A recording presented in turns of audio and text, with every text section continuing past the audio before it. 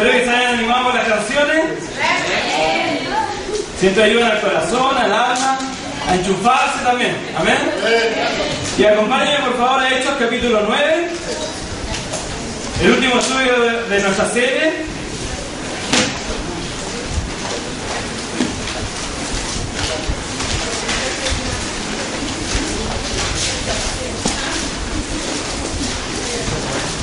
Hechos capítulo 9, versículo 31.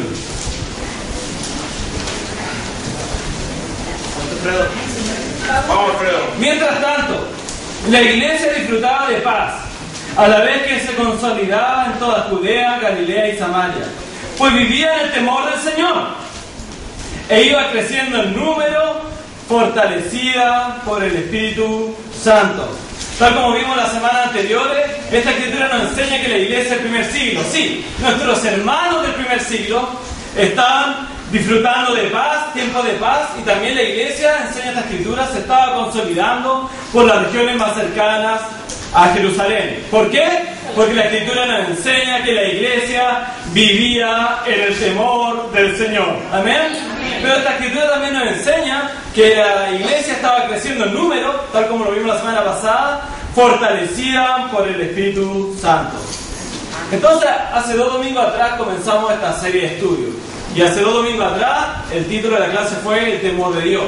Y en esa clase entendimos que con el temor de Dios nos alejábamos del pecado, adquiríamos sabiduría y nuestros sueños sí podían cumplirse. ¿Amén? Amén. Y en la clase del domingo anterior entendimos que para crecer en número, cada uno de nosotros tenía que permanecer fiel a la enseñanza de Jesús, tenía que orar con fe y tenía que trabajar arduamente. ¿Amén? Amén. Entonces, el título de la clase de hoy: una iglesia fortalecida por el Espíritu Santo. Algunos historiadores y estudiosos de la Escritura han concordado en que en el libro de Hechos debiera tener quizás otro nombre: el libro de los Hechos del Espíritu Santo. Y eso es sencillo, porque para quienes han leído el libro de Hechos se pueden dar cuenta que desde el capítulo 1 en adelante vemos el Espíritu de Dios trabajando en cada alma, en cada persona, en cada situación y en cada milagro. ¿Amén?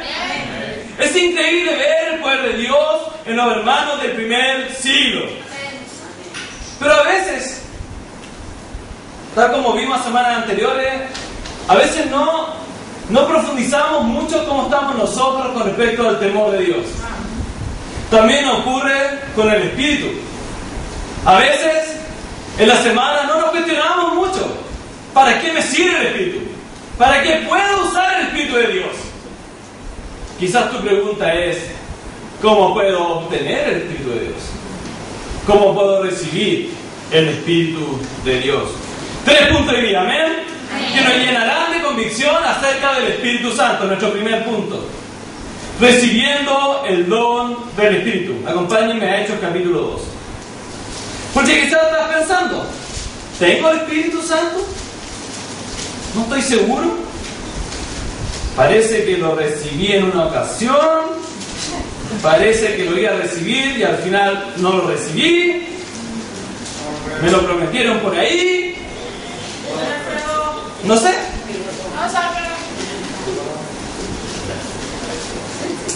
Hechos 2, versículo 22.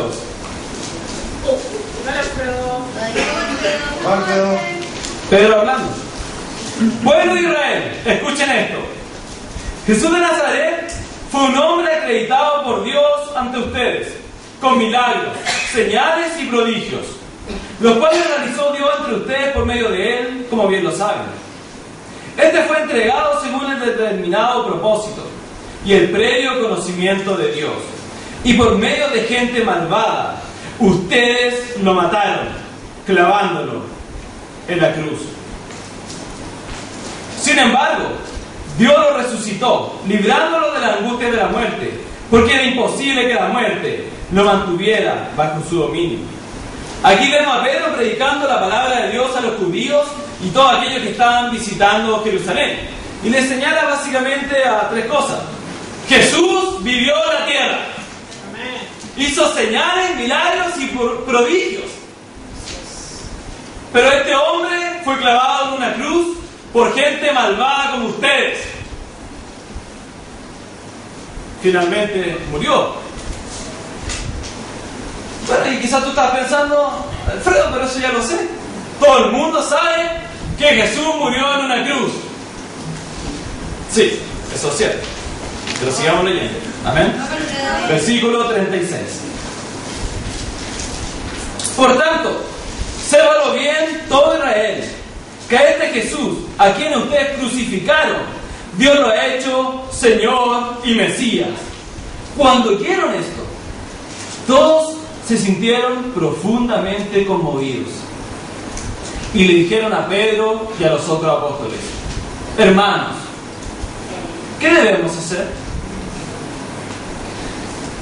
Pedro aquí les recuerda que Jesús fue crucificado a causa de los pecados de ellos y nuestros pecados. Y dice la Escritura que cuando ellos se enteraron de esto, cuando ellos escucharon de parte de Pedro lo que había sido con Jesús y su responsabilidad, dice la Escritura que ellos se sintieron profundamente conmovidos. Otras versiones me encantan. Dice que se compungieron de corazón. Les dolió haber pecado. Wow. Lo que movió el corazón de los hombres en el primer siglo fue que entendieron que por sus pecados Jesús había muerto. Y por eso es que nace de su corazón la pregunta: ¿qué debemos hacer? ¿Qué debemos hacer? Yo soy responsable de la muerte de Jesús. Jesús murió por mis pecados. ¿Qué debo hacer ahora?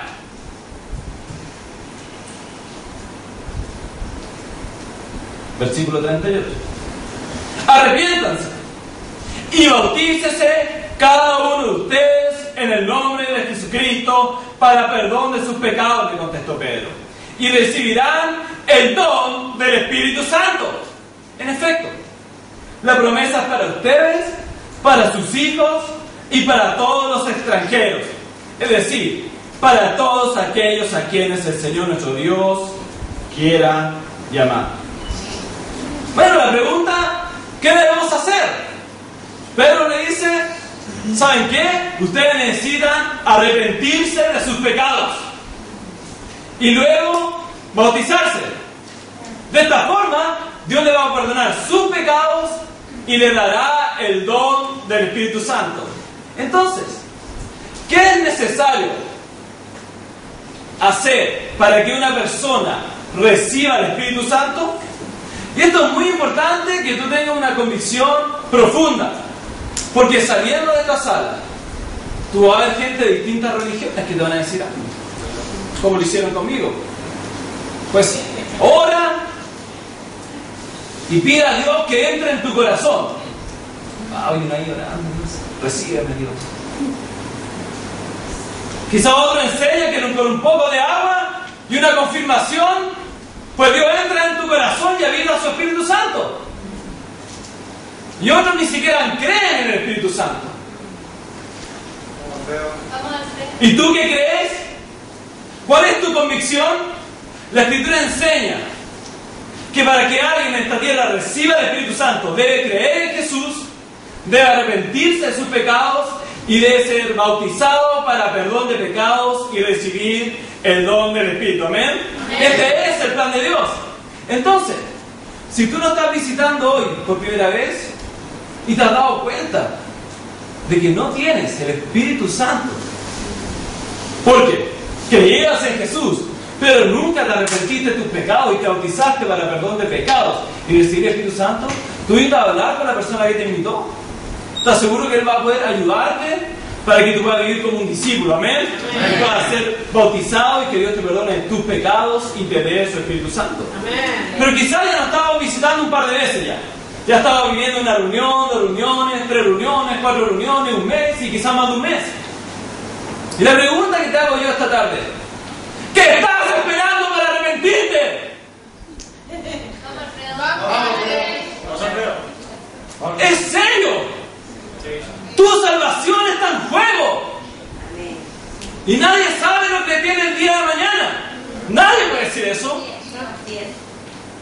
La gente que estaba contenta esta semana porque iba al norte, a Tocopilla, a pasar sus vacaciones en unas playas con un agua más cálida que el centro y sur de Chile, estaba contenta, pero no sabía que Cebú iba a chocar y que iba a terminar su vida. ¿Y tú qué estás esperando para arrepentirte y bautizarte? ¿Sabes qué? Yo tengo una convicción. Dios quiere cambiar tu mugrosa vida. Dios quiere sacarte de la esclavitud de tus pecados. Pero ríndete ante Dios. Toma una decisión radical esta tarde. Si no has recibido el Espíritu Santo, si todavía no estás en paz con Dios, hoy es el día para que tomes una decisión. Amén. Nuestro segundo punto. Déjate guiar por el Espíritu. Acompáñame a Gálatas capítulo 5. Vamos, Fredo. ¿Están conmigo, iglesia? Predica, hermano. Déjate guiar por el Espíritu. Gálatas capítulo 5. Nuestro segundo punto. Vamos, Alfredo.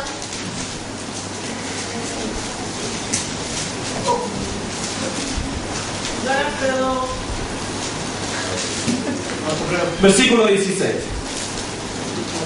Así que les digo, vivan por el Espíritu y no seguirán los deseos de la naturaleza pecaminosa, porque ésta desea lo que es contrario al Espíritu y el Espíritu desea lo que es contrario a ella. Los dos se oponen entre sí, de modo que ustedes no pueden hacer lo que quieren. Pero si los guía el Espíritu, no están bajo la ley. Versículo 24. Los que son de Cristo Jesús han crucificado la naturaleza pecaminosa con sus pasiones y deseos. Si el Espíritu nos da vida, andemos guiados por el Espíritu. Aquí la Escritura nos enseña que tú y yo, que somos discípulos de Jesús, debemos andar guiados por el Espíritu. De esta forma, si andamos guiados por el Espíritu, si vivimos en el Espíritu, no desearemos lo que nuestra naturaleza pecaminosa quiere.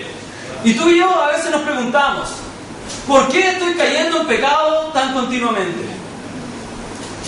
¿Por qué a pesar que quiero no hacer eso, lo hice la semana pasada y lo vuelvo a hacer? A pesar que le pedí perdón a Dios y que nunca más lo haría, lo vuelvo a hacer. Quizás te estás preguntando por qué últimamente he estado tomando tan malas decisiones. Y me caen los hermanos diciéndome, estás mal. Fue un error lo que hiciste. Eso no estuvo bien. Quizás te estás cuestionando ahí. ¿Por qué? La Escritura nos enseña que debemos ser guiados por el Espíritu. Es fácil ver si uno de ustedes o yo andamos bien en nuestra fe o no. No es muy difícil. ¿Sabe por qué? Porque mira lo que dice el versículo 19. Las obras de la naturaleza pecaminosa se conocen bien. ¿Eso qué quiere decir? Que no es un tema de opinión, ¿sí? No es un tema de que yo creo que... No, si eso... Sí, me tinca que es pecado. No. Las obras de la naturaleza pecaminosa se conocen bien. Bien. Entonces cuando tú y yo no andamos bien, eso es fácil de ver. Eso es fácil de ver. Muy fácil. Dice así, versículo 19. Las obras de la naturaleza pecaminosa se conocen bien.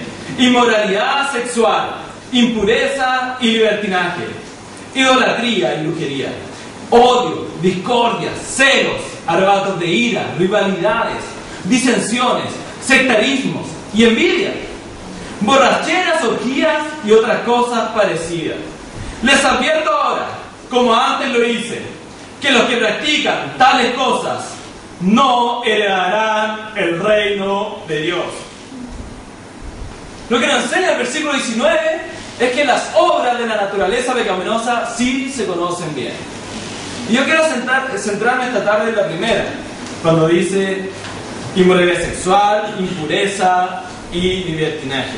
¿Sabes qué? Tristemente, en los últimos 2 meses del año 2011, tuvimos algunos casos en la iglesia de inmoralidad y de impureza. En específico, 4 casos. Bueno, como iglesia de Dios, amén, lidiamos con los pecados, ¿sí? No dejamos aquí que la iglesia se ensucie y que cada uno viva como quiere vivir, ¿sí? Porque para eso Jesús no murió, amén. Y tratamos con ellos y bueno, tristemente cada uno de ellos tomó la decisión de seguir esclavos de sus pecados y no someterse a la voluntad de Dios, amén. Y hoy día no están contados como nuestros hermanos. Eso es triste. Pero también me hace pensar que quizás como iglesia no hemos descuidado en esta área. Y yo esta tarde te quiero animar y desafiar a que tú tengas convicciones profundas de esto, amén. Inmoralidad sexual es pecado delante de Dios. Es pecado. No es un juego, no es una diversión, no es un placer. Es pecado delante de Dios. Y en el versículo 21 la Escritura nos dice, les advierto ahora, como antes lo dice, que los que practican tales cosas no heredarán el reino de Dios. Entonces no es un juego. Vamos, Alfredo. En reiteradas ocasiones, hermanos se han acercado a mí para hablar acerca de impurezas, o también he visto en internet, en Facebook, algunos de ustedes ahí con imágenes que la verdad no me parecen puras para nada. Vamos, Alfredo. Y eso está mal delante de Dios. Yo te quiero llamar a que tú estés atento. ¿Qué estás haciendo con tu vida? ¿Qué están haciendo tus ojos? ¿Y qué quieres con la forma de vestirte? ¿Qué quieres lograr? Tú tienes que analizar tu corazón y cuando te colocas esa ropa tú tienes que decir, oh, ¿qué quiero con esto? Vamos, Alfredo. ¿Quiero agradar a alguien? ¿Quiero hacer luchar a alguien? ¿Sabes qué? Es importante que hoy llegues a tu casa y tú digas, ¿qué estoy haciendo con mi pureza? ¿Estoy cuidándome? ¿Estoy cuidando a mis hermanos y a mis hermanas en la fe? ¿Estoy cuidando a mi amiga que la abrazo así y no la abrazo así? ¿O la trato de así? ¿Sabes qué? Es necesario que cada uno de nosotros formatee su disco duro. Y decidamos ser una iglesia que va a dar gloria a Dios con nuestra pureza. Amén. Vamos, Alfredo.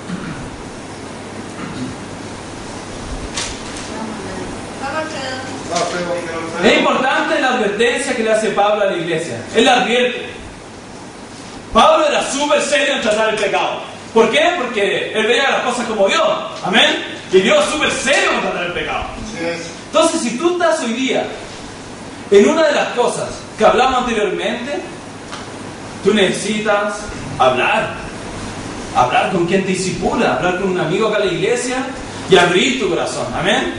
Porque si tú sigues viviendo así, si tú sigues practicando esas cosas, la noticia es muy triste. Dice que no serás parte del reino de Dios. Y tú y yo estamos aquí sentados y no estamos en nuestra casa, no porque no tengamos nada que hacer, ¿no? Porque queremos agradar a Dios con nuestra vida. Entonces yo te quiero llamar a tomar una decisión radical esta tarde. Amén.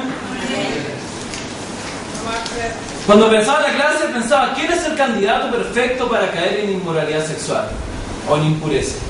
Y pensé en 2 cosas que es necesario que tú tengas convicción. Número 1, Proverbios capítulo 12. Vamos, Alfredo. ¿Cómo alguien llega a caer en esos pecados? Porque te diré que no es de un segundo a otro.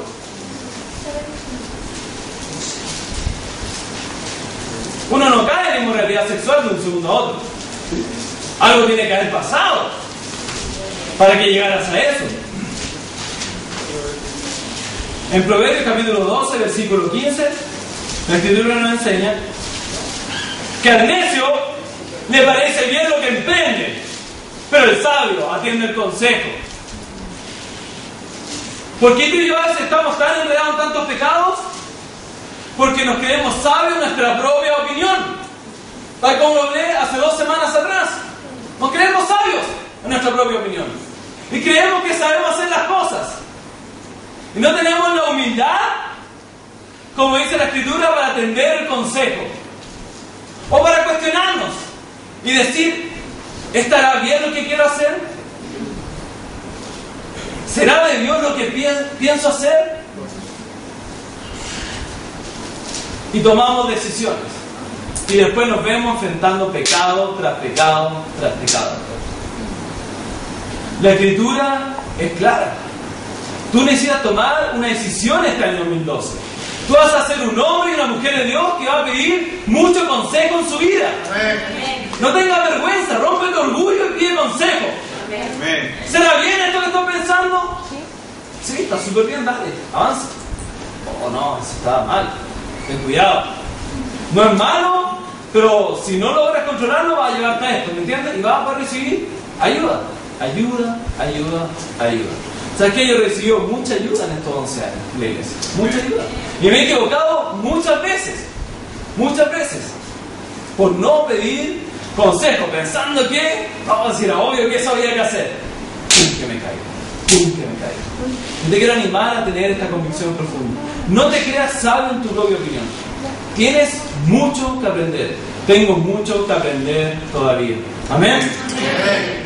Alfredo. Otra cosa que hace que una persona fácilmente llegue a caer en uno de estos pecados es simple. Santiago capítulo 5, 16. Vamos, Alfredo. Vamos, Alfredo. Santiago capítulo 5, versículo 16. Dice así: por eso, confiénsense unos a otros sus pecados y oren unos por otros para que sean sanados. La oración del justo es poderosa y eficaz. ¿Por qué, hermanos, como tú y yo terminamos haciendo pecado delante de Dios? Uno, porque nos creemos sabios en nuestra propia opinión. Y número dos, porque no confesamos nuestros pecados. Pero la Escritura nos enseña que debemos confesarnos los unos a los otros. ¿Para qué? Para que nuestro corazón sea sanado. Yo el día viernes no fue un buen día para mí y tomé la mala decisión de pecar contra un hermano. Me enojé fácilmente y fui rudo para todo el mundo. Pero ¿sabes qué? El día sábado, el día viernes recapacité en la noche, esto fue tarde. Fue como, el sábado le escribí un mensaje: hey, ¿podemos juntarnos un día? Y me dijo: sí, juntemos. Y dije: ¿sabes qué? Te quiero pedir perdón, no te vienes, por lo otro. ¿Sabes qué? Después, antes de eso, hablé con otro hermano y dije: ¿sabes qué? Yo le quiero confesar que ayer me enojé fácilmente y no fue bien. Después hablé con una hermana y después hablé con otra. Entonces hablé con 3 personas. ¿Por qué? Porque yo tenía la tentación, número 1, a no pedir perdón. Y eso era orgulloso, ¿no? Cuando ves que ha hecho mal y no pide perdón, eso es súper orgulloso. Número 2, dije: esta es la oportunidad para que más gente me conozca y pueda ver mis pecados y me pueda ayudar. Porque que esté acá dando una clase, una prédica, no me hace perfecto. ¿Sí? Ninguno de acá es perfecto. Todos cometemos pecados. ¿Amén? Todos. Amén. Todos tomamos malas decisiones. Pero cuando confesamos uno a otro nuestros pecados, nuestro corazón puede ser sanado y recibimos ayuda. ¿Amén? Amén. Por favor, hoy día llega a tu casa y examina cómo está tu corazón en estos pecados que menciona la Escritura de Gálatas 5, 19, 21. Y por favor anota para revisar en tu casa Romanos capítulo 1, 28 al 32. Segunda Timoteo capítulo 3, 1 al 5. Y Apocalipsis 21, 8. Estas son 4 escrituras que hablan mucho acerca de qué es pecado delante de Dios. Gálatas 5, 19 al 21. Romanos 1, 28 al 32. Segunda Timoteo 3, versículo 1 al 5. Y Apocalipsis 21, 8. Revisa y examina tu corazón. ¿Amén? Amén. Y bueno, quizás estás pensando: ok, voy a hacer eso, Alfredo. Bueno, voy a seguir esa dirección. Pero ¿qué pasa si reviso mi corazón, veo mis pecados, me arrepiento, le pido perdón a Dios, hablo con nuestros hermanos? ¿Ahí termina todo? No. Acompáñame a Mateo capítulo 21. Vamos, Alfredo. Vamos, Alfredo. Vamos, Alfredo. Mateo capítulo 21.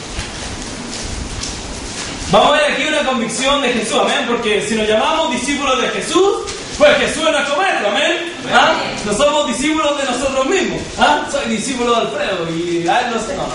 Somos discípulos de Jesús, amén. Amén. Y tenemos que aprender el celo y cómo tratar el pecado a nuestro maestro.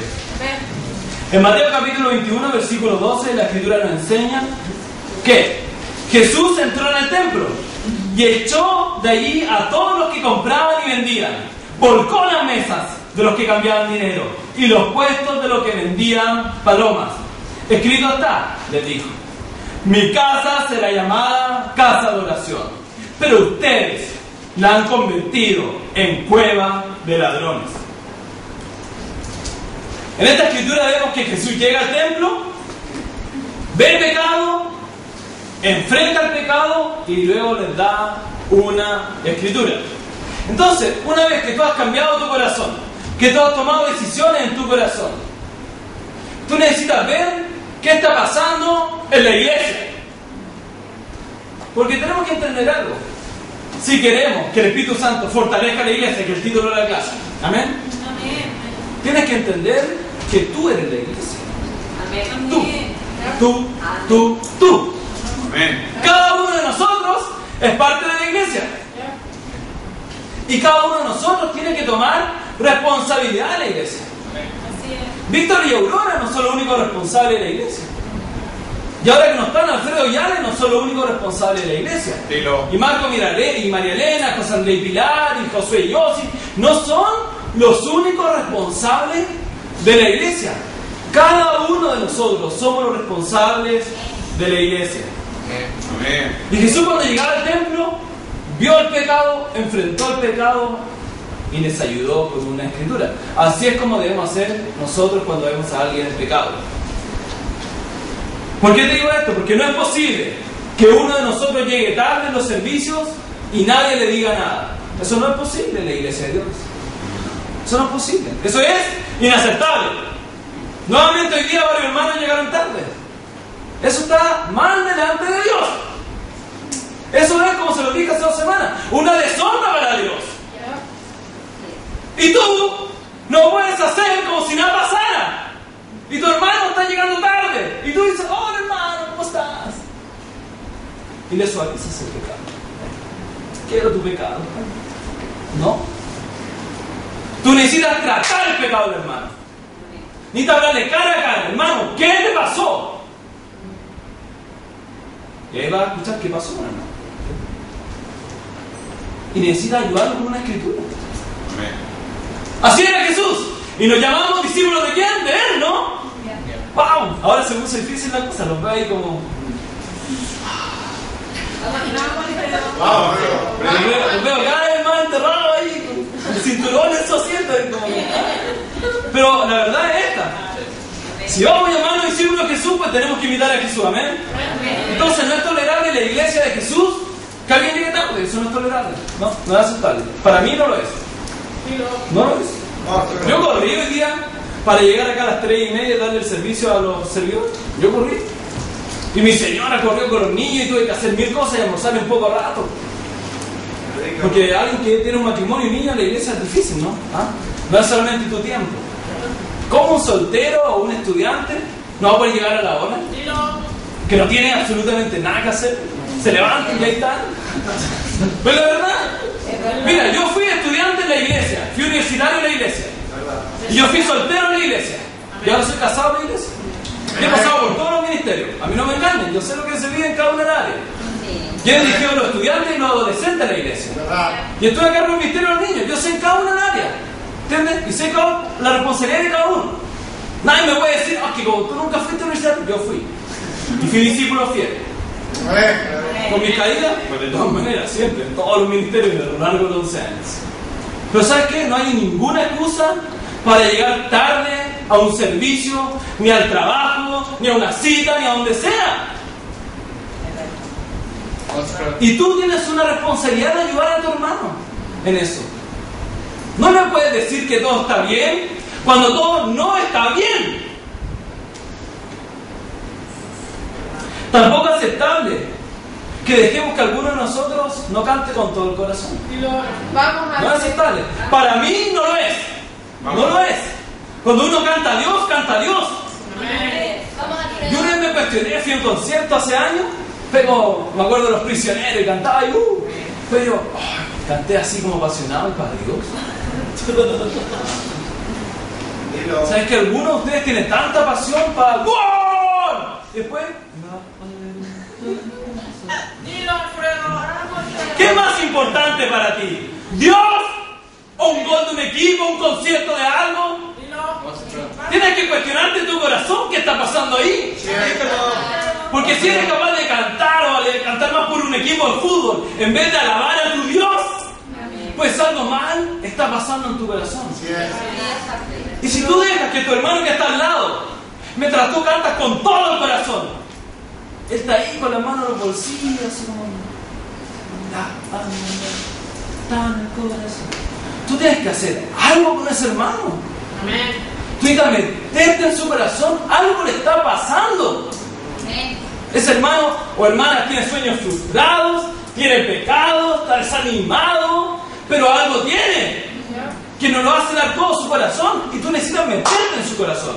Porque si tú no te metes y tomas responsabilidad, Satanás está ganando ahí. Está ganando hasta que se lo va a llevar. Así es. Dilo. Predícalo. Y tú y yo, que llevamos más de 1 año, 2 años, 3 años, hemos visto cuántos se han ido. Lo interesante e increíble es que muchos seguimos fieles. Amén. No es aceptable que quienes se sientan atrás y nosotros no hagamos nada con los que se sientan atrás. Somos una iglesia, amén. No somos una religión. Entonces para mí no entra en la cabeza que hermanos se sienten por allá solitos y acá hayan asientos vacíos. No, predícalo. Porque para eso no me vine a la iglesia, amén. Me voy a quedar en cualquier religión. Entonces no es posible que a ti te dé lo mismo. No es posible. Oh, Cristina, 2 asientos, y 2 personas que nos están visitando, y, oh, por allá hay 2 más. La última fila, 2 más. No. A mí no me da lo mismo. ¿Sabes qué? Tú debes tener la misma convicción. Hermano, ¿qué te pasa? ¿Por qué quieres estar sola atrás? Predícalo. No, estoy en pecado. Ok. Vamos, dime cuál es tu pecado, te vamos a ayudar, vamos a estar orando por ti. Tengo vergüenza, no sé, mira, 1000 razones. Pero tú necesitas ayudar a tu hermano. Somos hermanos, tenemos el mismo papá. Y el mismo Jesús murió por nosotros. Entonces no podemos actuar con indiferencia. Si queremos que Dios haga crecer su iglesia, tenemos que andar guiados por el Espíritu, amén. Y tenemos que tratar el pecado. No solo los líderes, cada uno de nosotros. Porque si nos llamamos discípulos de Jesús, tenemos que imitar a Jesús. Amén. Para terminar nuestro tercer punto. Vamos, Pedro. Transformados por el Espíritu. Volvemos a Gálatas capítulo 5. Vamos, hermano, predica. Transformados por el Espíritu. Entonces, bueno, ya está cambiando el escenario. Estudiaste la Biblia, te arrepentiste de tus pecados, fuiste bautizado, Dios perdonó tus pecados, te dio el Espíritu Santo, empezaste a andar guiado por el Espíritu. ¿Y ahora qué viene? Llega la hora en que tu carácter empieza a ser transformado. Gálatas 5, versículo 22. ¿Está conmigo? Dice así, versículo 22 de Gálatas 5. En cambio, el fruto del Espíritu es amor, alegría, paz, paciencia, amabilidad, bondad, fidelidad, humildad y dominio propio. No hay ley que condene estas cosas. Entonces tú y yo tenemos que entender que es la presencia del Espíritu Santo en nuestras vidas lo que hace posible que tú y yo cambiemos nuestro carácter. ¿Amén? Y aquí hoy día me quiero detener en los 3 primeros por un tema de tiempo. Y ustedes en su casa tienen que hacer un estudio más profundo. El primero que habla la Escritura acerca del fruto del Espíritu es el amor. Y quizás estás pensando, ¿y cómo puedo desarrollar amor? ¿Cómo puedo crecer en amor? Y yo te digo lo que estoy viendo en la Escritura que nos puede ayudar a crecer en amor, amén. Y en 1 Corintios capítulo 13, Dios se encarga de dejarnos en claro que es amor para Él, amén. 1 Corintios capítulo 13, versículo 4, la Escritura dice así.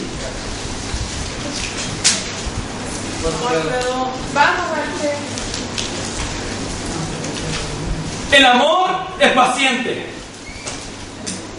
es bondadoso. El amor no es envidioso, ni jactancioso, ni orgulloso. No se comporta con rudeza, no es egoísta, no se enoja fácilmente, no guarda rencor. El amor no se deleita en la maldad, sino que se regocija con la verdad. Todo lo disculpa, todo lo cree, todo lo espera, todo lo soporta. ¿Sabes qué? Cuando yo leo esta escritura, veo cuánto amor me falta. Llevo 11 años en la iglesia. Bueno, en 3 días más cumplo 11. ¿Y sabes qué? Puedo ver mi vida. ¿Y he crecido comparado con 11 años atrás? Sí, ha habido un cambio. Pero puedo ver esta escritura y puedo ver cuánto falta en mi corazón. Dice que el amor es paciente. Wow, ya me cuesta mucho la paciencia. Es bondadoso. Pero ya andamos mal. No es envidioso, ni jactancioso, ni orgulloso. Oye, yo pienso todas las veces que me he puesto orgulloso. Me he defendido, me he dejado mi corazón ahí vulnerable. Dice la escritura que no se comporta con rudeza. Dice, bueno, 11, qué rudo, tantas veces que rudo. Dice la escritura que el amor no es egoísta y no se enoja fácilmente. Y yo he caído muchas veces, me enojo fácilmente.